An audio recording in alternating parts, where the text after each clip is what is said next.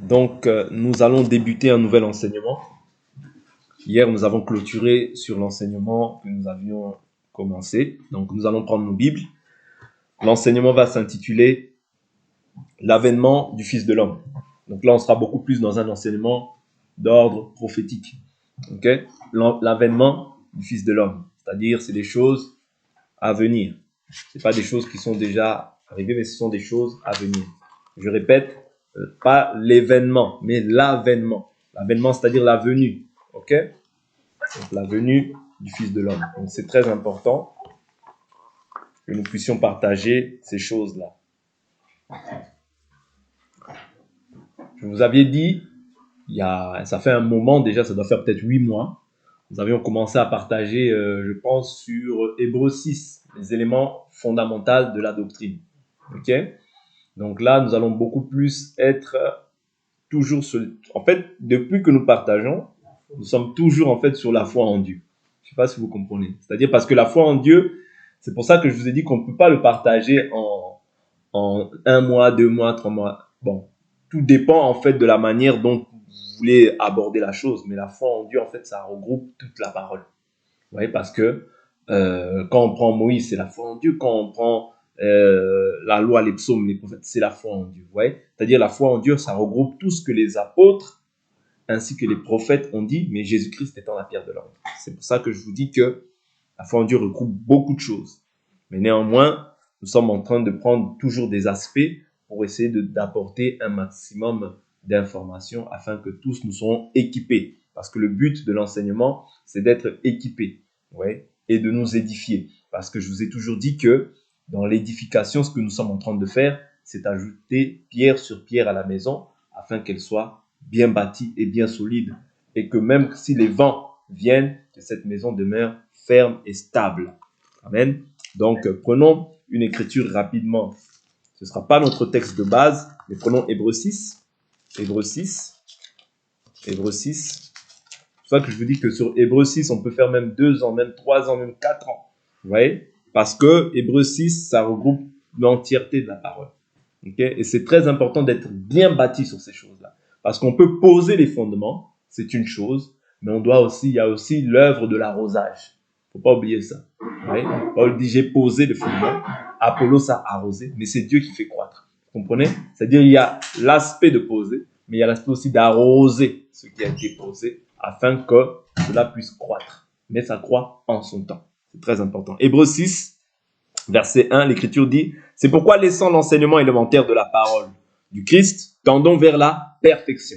C'est-à-dire, il y a des choses qui sont élémentaires dans la parole, et il y a des choses qui sont de l'ordre de la perfection. C'est très important. Sans poser de nouveau le fondement, repentance des œuvres mortes, foi en Dieu, doctrine des baptêmes, ça on va le voir plus tard, imposition des mains, résurrection des morts, jugement éternel. C'est ce que nous allons faire si Dieu le permet. Ok? Prenons rapidement, parce que ça aussi, c'est toujours la foi en Dieu. Ouais? L'avènement du Fils de l'homme, ça fait partie de notre foi. Parce que il faut que nous soyons informés des choses qui vont arriver par la suite. Ok? Donc, prenons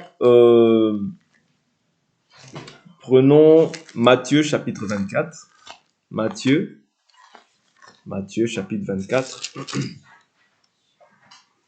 Matthieu 24.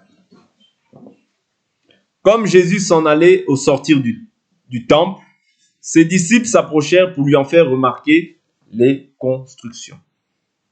Ok? Mais il leur répondit, voyez-vous tout cela? En vérité, je vous l'ai dit, il ne restera pas ici pierre sur pierre qui ne soit renversée.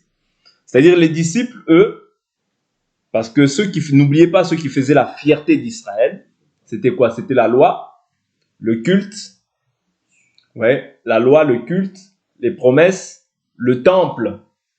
Ouais, c'est ça qui faisait la fierté d'Israël. La gloire d'Israël, c'était le temple. C'est ça qui faisait leur gloire. Vous comprenez? D'où, maintenant, quand les disciples voient ça, ils lui montrent le temple. Mais Jésus leur dit quoi? Il ne restera pas pierre sur pierre qui ne soit renversée. Vous comprenez? Par là, nous comprenons que le temple allait être détruit. Ok? Et qu'il allait même lui-même, selon Jean chapitre 2, bâtir un autre temple. Parce qu'il dit, détruisez ce temple, en 3 jours, je le rebâtirai. Mais il dit qu'il parlait du temple de son corps. Et le temple de son corps, c'est l'Église. C'est-à-dire, c'est toi et moi qui avons cru, qui sommes ajoutés au corps du Christ. Parce que le corps du Christ, c'est ça qu'on appelle l'Église. Ok? J'avance. Il s'assit, verset 3. Il s'assit sur le mont des Oliviers. Et les disciples vinrent en privé lui dire, dis-nous quand cela arrivera et quel sera le signe de ton avènement. Vous voyez, ça c'est notre thème. L'avènement du Fils de l'homme.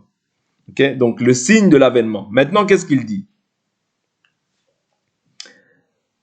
Et de la fin du monde. Vous voyez, le signe de ton avènement et de la fin du monde. Verset 4. Jésus leur répondit. Premièrement, qu'est-ce qu'il dit? Prenez garde que personne ne vous séduise. Ici, nous devons comprendre que, dans un premier temps, Jésus soulève l'élément de la séduction. Vous voyez? L'élément de la séduction. Premièrement, le temple va être renversé. Mais quand il parle du signe de son avènement, il dit que la séduction.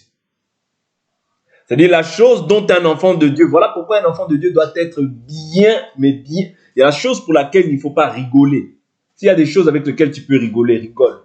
Mais il y a des choses avec lesquelles tu ne dois pas rigoler, c'est l'enseignement. Je vous dis la vérité. Je vous dis la vérité. Parce que quand tu n'es pas bien bâti, tu risques d'être emporté à tout vent de doctrine. Voilà pourquoi Dieu donne le ministère de la parole. Éphésiens 4, verset 11, il dit, il a fait des dons aux hommes. C'est-à-dire, le ministère de la parole, en fait, c'est des dons que Dieu fait aux hommes. En fait, le ministre de la parole, c'est un don pour les hommes. C'est un don pour les hommes. Vous voyez? Voilà pourquoi il dit, il a fait des uns comme apôtres, prophètes, pasteurs, docteurs, évangélistes, pour le perfectionnement des saints. Cela en vue de l'œuvre du ministère et de l'édification du corps du Christ. C'est-à-dire que l'Église est édifiée lorsqu'il y a un des ministères qui est au milieu d'eux. C'est-à-dire c'est comme ça que l'Église peut être bâtie. Sans quoi l'Église ne sera pas bâtie. Oui. L'Église est bâtie parce qu'en fait, lorsque nous sommes en train de nous édifier, nous sommes en train d'ajouter, je vous dis toujours, pierre sur pierre. Physiquement, nous ne voyons pas cela, mais spirituellement, c'est ce qui se passe. Voilà pourquoi Pierre nous dira, et vous, comme des pierres vivantes, édifiez-vous. Édifier, je vous ai toujours dit, veut dire bâtir, veut dire construire. C'est-à-dire que nous sommes en train de construire l'homme intérieur afin que nous soyons inébranlables. Parce que le but pour lequel Dieu nous ajoute à l'Église, c'est pour que nous ayons la connaissance du Fils de l'homme à d'état d'homme fait, à la stature de la mesure parfaite du Christ. C'est ça le but. C'est-à-dire que nous ayons la connaissance du Fils de Dieu. Vous voyez? Mais maintenant, Dieu dispense cette parole par ce canal-là. Mais maintenant, Jésus nous dit que la première chose, c'est quoi? La séduction. N'oubliez pas que l'adversaire, qu'est-ce qu'il fait? 2 Corinthiens chapitre 11. Laissons un doigt dans Matthieu 24. La séduction. La séduction a été, elle sera toujours. Vous voyez? 2 Corinthiens chapitre 11, verset 4. Je prends le verset 4. Même je prends un peu plus haut. 2 Corinthiens 11. Je prends verset 1. Oh, si vous pouviez supporter de ma part un peu de folie, mais vous me supportez, car je suis jaloux à votre sujet d'une jalousie de Dieu, parce que je vous ai fiancé à un seul époux pour vous présenter au Christ comme une vierge pure. Pourquoi il dit comme une vierge pure? Parce qu'une vierge, c'est celle qui, dans la nature comme ça, c'est celle qui n'a pas connu de partenaire. Vous comprenez? C'est-à-dire, comme elle est vierge, elle est pure.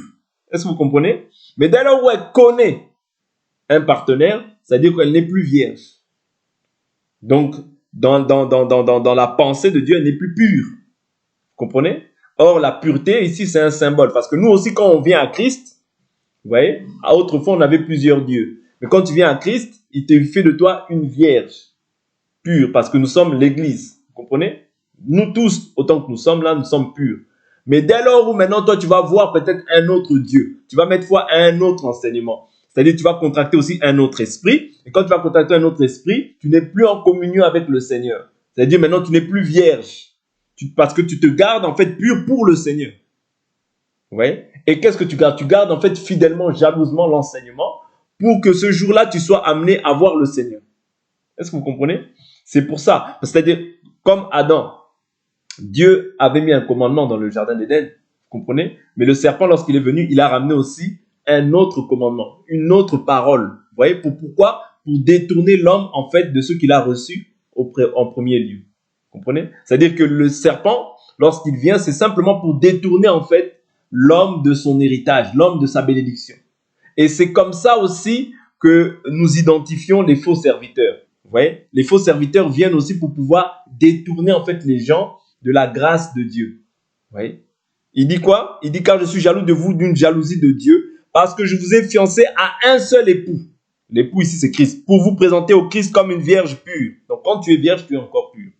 Toutefois, de même que le serpent séduisit Ève par sa ruse, je crains que vos pensées, vous voyez, tout commence par les pensées. Voilà pourquoi nos pensées doivent être constamment renouvelées. C'est très important. Et ne se corrompent et ne s'écartent de la simplicité, de la pureté à l'égard du Christ. Ok?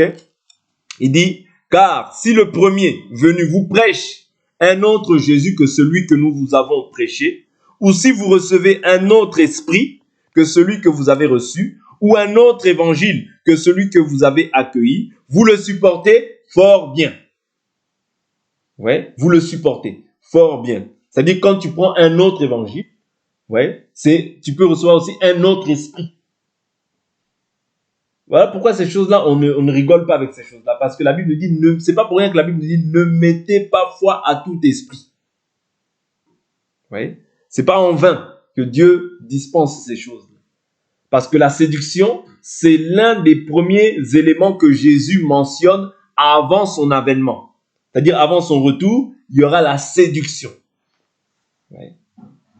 Voilà pourquoi il ne faut pas que nous soyons séduits. Il faut que nous demeurions fermes dans ce que nous avons cru. Voilà pourquoi le Seigneur dit même dans l'église à Apocalypse, il dit, ce que tu as, garde-le fermement. Ouais. Donc la fermeté dans les choses que nous croyons. Et non pas écouter là-bas, croire à tous les évangiles. Parce qu'aujourd'hui, il y a beaucoup d'évangiles. Quand je dis il y a beaucoup d'évangiles, il n'y a qu'un seul évangile. Mais il y a plusieurs personnes qui viennent ajouter en fait leur doctrine humaine pour pouvoir égarer, détourner les gens du salut. Parce que je vous dis toujours cette écriture, je vous la rappellerai jusqu'à la fin de ma vie.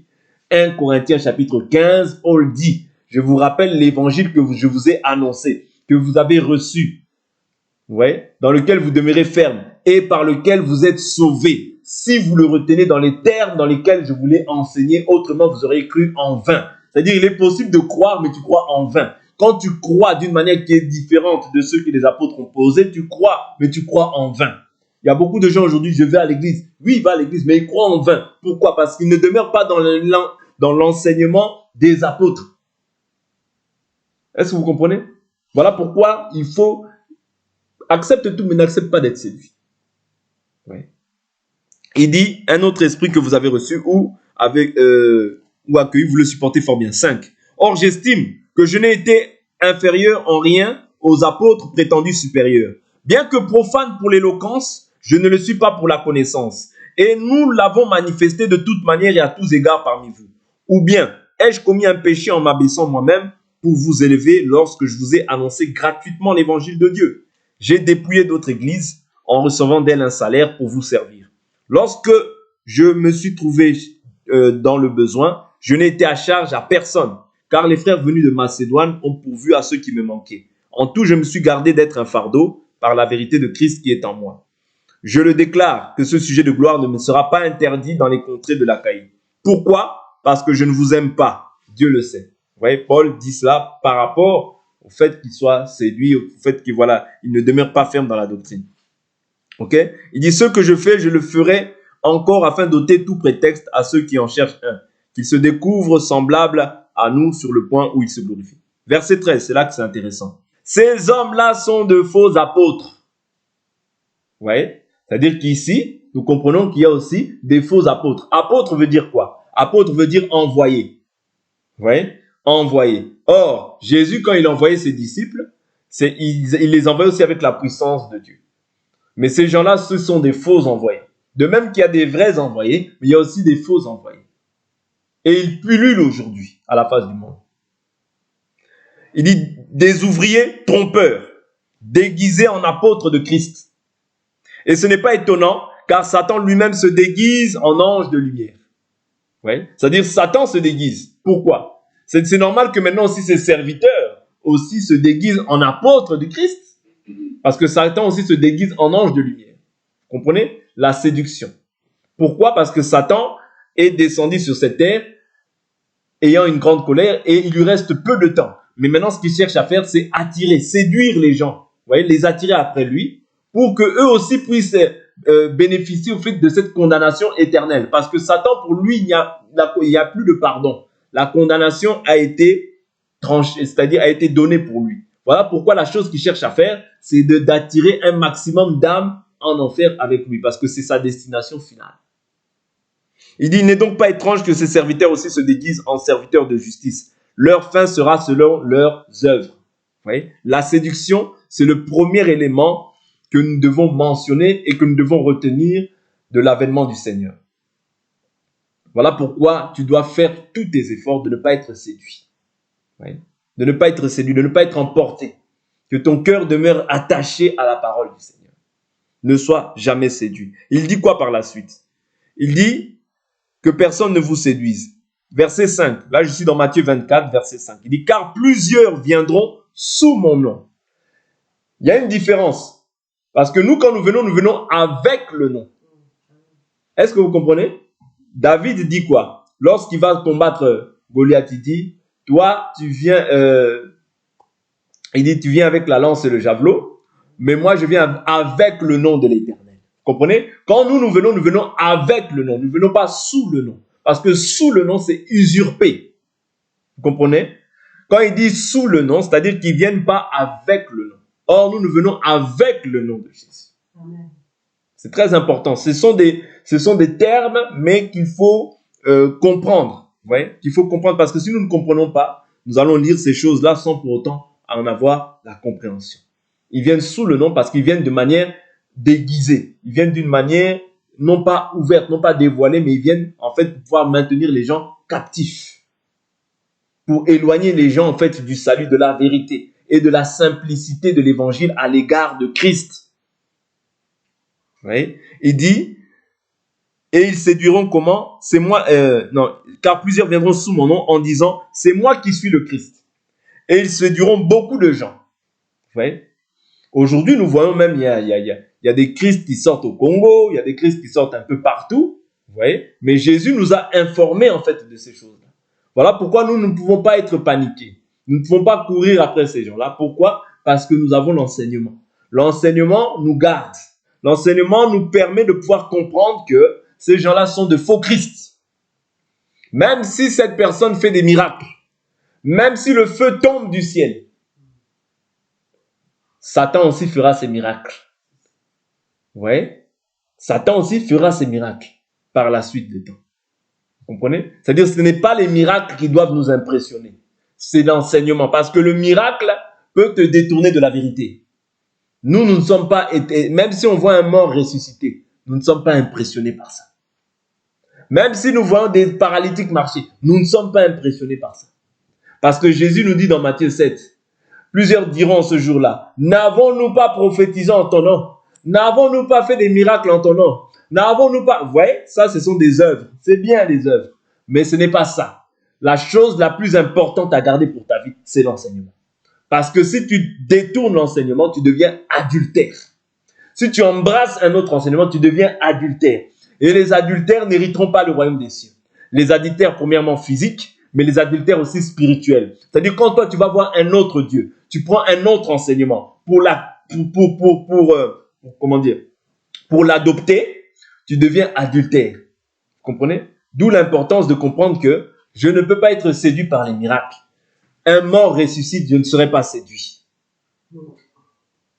Le feu tombe du ciel, je ne serai pas séduit. La mer s'ouvre en deux, je ne serai pas séduit. La chose la plus essentielle, c'est de garder la parole. Parce que c'est ça la plus essentielle. C'est ça ton salut. Paul parle des termes dans lesquels nous avons reçu l'évangile. Ne soyez jamais séduits. Vous voyez? Et il dit, c'est moi qui suis le Christ. Et ils se diront comment? Beaucoup de gens. Pourquoi? Parce que les gens plusieurs n'ont pas eu en eux l'amour de la vérité pour être sauvés. Parce que l'amour de la vérité te fait demeurer dans cette parole. Voilà pourquoi Christ dit quoi? Si vous demeurez en moi, ma parole demeure en vous, vous êtes réellement mes disciples. Vous connaîtrez. C'est-à-dire ceux qui s'en suivent, c'est quoi? Connaître la vérité et la vérité vous rendra libre. C'est-à-dire la vérité, elle a pour but d'affranchir. Elle a pour but de demeurer stable dans ce que je crois. C'est-à-dire je ne peux plus maintenant être ébranlé. Non, je dois demeurer stable dans ce que je crois. Je dois demeurer stable et ferme. Parce que si ce n'est pas le cas, je serai maintenant alors emporté à tout vent de doctrine. Un prophète sort là-bas, il court. Un autre prophète là-bas, il sort du feu, tu cours. Un autre prophète là-bas, il fait des miracles, tu cours. Pourquoi? Parce que tu n'es pas bien bâti dans la foi. Vous comprenez? Et il y a des gens comme ça qui, nuit et jour, sont à la recherche des prophètes. Ils ont des prophètes en Afrique. Ils ont des prophètes aux États-Unis. Ils ont des prophètes un peu partout. Non. Non, c'est pas comme ça. Ouais. Ce n'est pas comme ça qu'on marche dans la foi. Ouais. Ce n'est pas comme ça qu'on marche dans la foi. C'est très important de comprendre cela. Et il nous dit quoi par la suite? Il nous dit, ils attireront beaucoup de gens. Parce que Jésus nous a lui-même dit, dans Matthieu 7, large est le chemin qui mène à la perdition. Il y en a comment? Beaucoup qui entrent par là. Vous comprenez? Beaucoup, c'est plus de 50%. Quand on parle de beaucoup, c'est plus de 50%. Voilà pourquoi je vous dis qu'à la surface de la terre, il y a peu de gens qui servent Dieu dans la vérité. Ouais. Mais beaucoup plus de gens qui servent Dieu pour le ventre.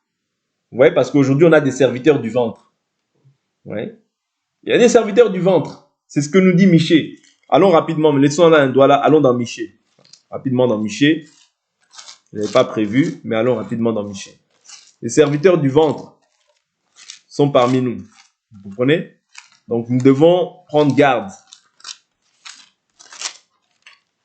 Dieu nous avertit de ces choses-là pour que nous puissions prendre garde. Michée.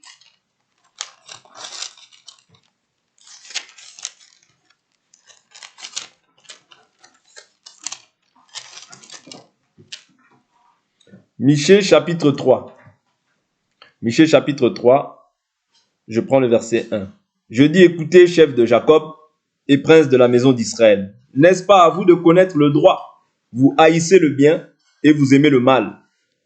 Vous leur enlevez la peau et la chair de dessus les os. Ils dévorent la chair de mon peuple, lui arrachent la peau et lui brisent les os.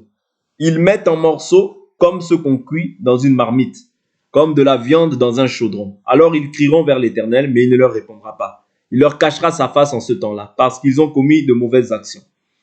Ainsi parle l'Éternel sur les prophètes qui égarent mon peuple, qui annoncent la paix, si leurs dents ont quelque chose à mordre, et qui publient la guerre contre qui ne leur met rien dans la bouche. À cause de cela, vous aurez la nuit et plus de vision. Vous aurez les ténèbres et plus de divination. Comprenez? Donc ici, nous comprenons que les prophètes, qu'est-ce qu'ils faisaient?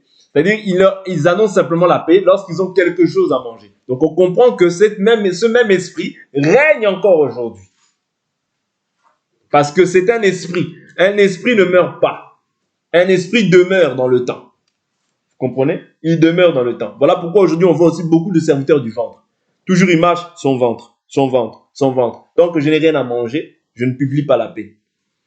Mais quand j'ai quelque chose à manger, sois béni, sois béni, sois béni, sois béni, parce que là tu as quelque chose. Mais si tu n'as rien à manger, tu ne bénis pas. Non, ce n'est pas comme ça. Vous comprenez? Les serviteurs du ventre. C'est aussi une forme de séduction. Ouais, auquel nous ne devons pas céder. Parce que nous croyons que nous sommes bénis de toutes sortes de bénédictions spirituelles dans les lieux célestes en Christ. Ma bénédiction ne dépend pas forcément d'une personne, mais ma bénédiction dépend du Seigneur. Ok? Donc ici, il nous dit au verset 6, « Vous allez entendre parler de guerre et de bruit de guerre. Gardez-vous de vous alarmer, car cela doit arriver. Mais ce ne sera pas encore la fin. » Vous voyez? C'est-à-dire, quand on entend voir les guerres, les bruits de guerre, ce sont les signes de l'avènement du Seigneur. C'est-à-dire, le Seigneur est à la porte. Nous voyons les guerres, la Ukraine, Russie. Ce sont les signes de l'avènement du Seigneur. Nous pouvons voir toutes les guerres qu'il y a eu. Ce sont les signes de l'avènement du Seigneur. Vous voyez? Les guerres, c'est un signe pour nous. Donc, toi, ne te dis pas pourquoi la guerre dans le monde. Non, il y aura la guerre. Parce que s'il n'y a pas la guerre, ça veut dire que le Seigneur a menti. Est-ce que vous comprenez? Voilà pourquoi il faut qu'il y ait la guerre. Je ne le souhaite pas. Mais ce sont des signes. C'est-à-dire que quand nous voyons ces choses-là, nous comprenons que, le Seigneur nous a parlé de ces choses-là. Donc, il faut que nous puissions nous tenir propres. Il faut que ma robe demeure blanche. Vous comprenez? Ces signes-là pour nous, l'Église, parce que c'est nous qui avons, à la surface de la terre, c'est l'Église qui a l'horloge. Oui, l'horloge du Seigneur. C'est l'Église qui doit savoir distinguer les temps, comme les fils d'Isaacar. Les fils d'Isaacar, ils avaient en eux le discernement des temps. Oui, nous devons discerner le temps. Comment nous discernons? Par la parole. C'est-à-dire cette parole, pour nous, c'est une horloge. C'est une horloge prophétique. C'est-à-dire que nous pouvons savoir maintenant, quand nous voyons ces choses-là, quand nous voyons une nation s'élever contre une nation, quand nous voyons en fait la séduction, vous voyez, qui est à son comble, nous devons comprendre qu'en fait ce sont des signes. Voilà pourquoi ne dis pas, pourquoi il y a des faux prophètes? Non, les faux prophètes doivent être là. Parce que s'ils ne sont pas là, ça va contredire la prophétie. Est-ce que vous comprenez? Les faux prophètes doivent être là. On doit être mélangé avec eux. Il doit avoir le faux, il doit avoir le vrai. Il doit avoir le blé, il doit avoir l'ivraie, qui doivent croître dans un même champ. Donc ne dis pas, oh non, ce prophète-là, faut qu'il meure. Non, il doit être là. Même si c'est un faux, il doit être là. Pourquoi? Parce que le blé et l'ivraie doivent croître dans un même champ. Vous voyez? Mais à la moisson, Dieu va prendre le blé, vous voyez, il enverra les anges pour moissonner le blé, et l'ivraie, ils seront jetés dans les ténèbres. Vous comprenez? C'est-à-dire que ne souhaite pas la mort de quelqu'un. Non, d'ailleurs, nous n'avons pas la possibilité de souhaiter la mort. Nous devons bénir. Voilà pourquoi tu dis, mais pourquoi les gens, ils voient que ces gens-là, ils les séduisent. Ils voient que ces gens-là font toutes ces choses-là. Ce sont des signes des temps de la fin. Vous comprenez? Ce sont les signes de l'avènement du Seigneur. Et le temps de la fin a pris lieu à quel moment? Le temps de la fin a pris lieu au jour de la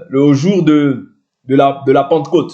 Vous voyez, à la Pentecôte, c'est là que le temps de la fin commence. Pourquoi? Selon Joël, chapitre 3. Quand on parle des derniers temps, on parle, c'est-à-dire au temps de la Pentecôte. Je vais prendre une écriture pour vous prouver ça. Joël.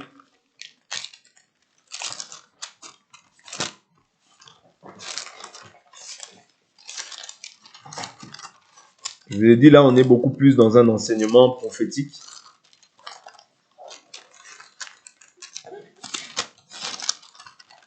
Je cherche l'écriture. Ok, c'est bon. Joël, chapitre 3, verset 1.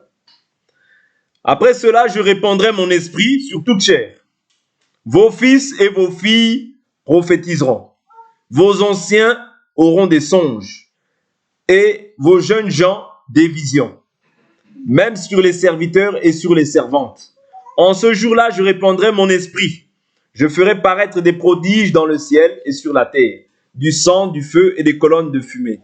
Le soleil se changera en ténèbres et la lune en sang, avant le jour de l'Éternel, ce jour grand et redoutable. Alors quiconque invoquera le nom de l'Éternel sera délivré. On va prendre cette écriture, mais dans le livre de Actes des apôtres, rapidement.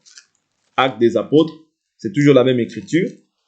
Actes des apôtres, mais au chapitre 2. Actes des apôtres au chapitre 2, verset 14. Alors Pierre, debout avec les 11, éleva la voix et s'exprima en ces termes. Vous juifs, et vous tous qui séjournez à Jérusalem, sachez ceci et prêtez l'oreille à mes paroles. Ces gens ne sont pas ivres comme vous le supposez, car c'est la 3e heure du jour. Quand on dit la 3e heure du jour, ça veut dire qu'il était 9 heures du matin. Vous voyez? Parce qu'en Israël, la première heure commence à 6 heures du matin. C'est juste un élément qu'on doit savoir. Donc il dit, mais c'est ce qui a été dit par le prophète Joël. Dans les derniers jours, dit Dieu. Vous comprenez? Je répandrai de mon esprit sur toute chair. Vos fils et vos filles prophétiseront. Vous voyez? Vos jeunes gens auront des visions et vos vieillards auront des songes. Vous voyez? Donc quand on parle des derniers jours, bien des derniers temps, bien des temps des temps de la fin, c'est les temps dans lesquels nous sommes à débuter, à la Pentecôte, c'est-à-dire dès lors où l'Esprit a été répandu. Nous entrons maintenant dans ce qu'on appelle les derniers jours. Vous voyez? Donc, il est très important de comprendre aussi cet aspect. Mais maintenant, ici, il nous dit, vous entendrez parler de guerre et de bruit de guerre. Vous voyez? Gardez-vous de vous alarmer, car cela doit arriver. Mais ce ne sera pas encore la fin. Quand on parle de la fin ici, ce ne sera pas encore la fin du monde. Vous voyez? C'est-à-dire, les guerres doivent arriver. Non pas que nous le souhaitons, mais afin que cela pour nous soit un signe et que nous puissions nous sanctifier davantage. Parce que la Bible dit que celui qui est saint, qu'il se sanctifie davantage. Et Jésus dit que celui qui est juste, qu'il soit encore juste. Que celui qui est injuste, qu'il soit encore injuste. Mais voici, je reviens bientôt. Ma rétribution est avec le juste. Vous comprenez? Et il parle par la suite, une nation s'élèvera contre une autre nation et un royaume contre un autre royaume. Et il y aura par endroits des famines et des tremblements de terre. C'est-à-dire que si quelqu'un te dit, mais Dieu, vous voyez, parce qu'il y a beaucoup de gens qui ont des raisonnements, il y a beaucoup de gens qui sont dans les philosophies. Oh, ton Dieu n'existe pas. Si Dieu existait, pourquoi il y a la famine? Pourquoi il y a des guerres dans le monde? Pourquoi il y a des tremblements de terre? Il faut simplement que tu lui prennes cette écriture, Matthieu 24. Matthieu 24 nous dit, Jésus a dit qu'il y aura des famines, il y aura des tremblements de terre. Mais si Dieu existe, pourquoi nous voyons en fait les guerres, toutes ces choses-là? Il faut que tu lui prennes, en fait, ce sont les signes de l'avènement du Fils de l'homme. Est-ce que vous comprenez? Donc ne te dis pas, ah, c'est vrai, hein, c'est vrai. Hein. Ah, si Dieu vraiment si Dieu existe, la famine doit exister. Les tremblements de terre doivent arriver. Ah, Seigneur, c'est un petit enfant, mais même lui, il n'a pas à manger, il meurt. Oui, le Seigneur garde ses enfants. Le Seigneur garde ses enfants. Pour toi qui es fils, Dieu te gardera. Parce que la Bible nous dit que cherchez premièrement le royaume des cieux, sa justice, le reste vous sera donné. C'est-à-dire que quand toi tu demeures dans le royaume, toi qui es un fils, parce que tout le monde n'est pas fils à la surface de la terre. Tout le monde est créature, mais tout le monde n'est pas fils. Mais toi qui es un fils, ouais, Dieu te garde. Vous comprenez? Et Dieu répondra aussi à tes besoins. Ouais. La Bible dit, faites savoir vos besoins à Dieu par des prières et des supplications. C'est-à-dire tes besoins, Dieu y répondra. Toi, tu es un fils, ne t'en fais pas. Ouais. Ne sois pas plus juste que Dieu. Oh Seigneur, pourquoi la famine? Oh Seigneur, pourquoi il y a des gens qui souffrent? C'est écrit. Vous comprenez?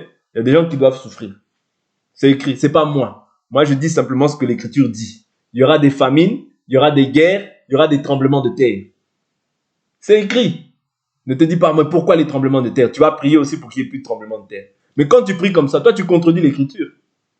Quand tu pries, oh Seigneur, enlève la famine dans le monde. Enlève la famine dans le monde. Tu contredis l'Écriture. Vous voyez? D'où l'importance d'être bien calé dans la prophétie, parce que la prophétie te permet de bien prier aussi.